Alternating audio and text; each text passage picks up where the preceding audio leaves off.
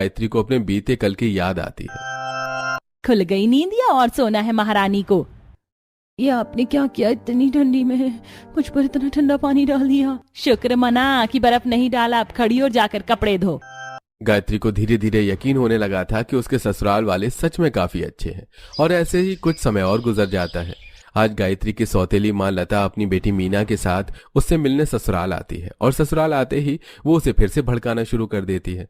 सभी बैठे होते हैं, गायत्री चाय लेकर आ रही होती है। तभी मीना चुपके से अपना पैर गायत्री के पैर में अड़ा देती है, जिससे सारी चाय सोफे पर जाकर गिर जाती है। कर दिया नुकसान, पड़ गया तेरे दिल को चैन। ये लड़की तो हर जगह मेरी नाक ही कटवाती है। और नहीं तो क्या माँ, लगता है इसकी अकल ठिकाने लगानी पड़ेगी। इससे पहले लता गायत्री को थप्पड़ मारती कि तभी कौशल्या लता का हाथ पकड़ लेती है। क्या आप क्या कर रही हैं? आपकी हिम्मत कैसे हुई मेरी बहू पर हाथ उठाने की? इसने आपका इतना महंगा सोफा खराब कर दिया, आपको क्या बिल्कुल भी फर्क नहीं पड़ा? सोफा हमारा है, नुकसान हमारा। आप कौन होती है मेरी बहू पर हाथ उठाने वाली? और मेरी बहू ने कोई जानबूझकर नहीं किया है। आइंदा मेरी बहू पर हाथ उठाने की कोशिश की तो मुझसे बुरा कोई नहीं होगा। हाँ माँ, बिल्कुल ठीक कह रही हैं।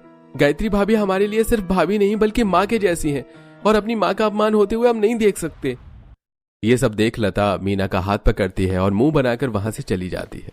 तो वहीं गायत्री अपनी सास कौशल्या के गले लगकर रोने लगती है।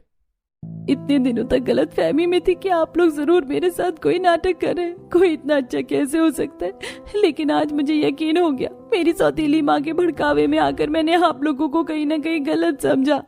मैंने तुम्हें आज तक बताया नहीं, भगवान ने मुझे 3 बेटे दिए, लेकिन मैं हमेशा बेटी के लिए तरसी। मैंने तो हमेशा यही सोचा था कि जब भी मेरी बहू आएगी तो मैं उसे बहू नहीं बल्कि बेटी बनाकर प्यार दूंगी। तुम मेरी बेटी हो।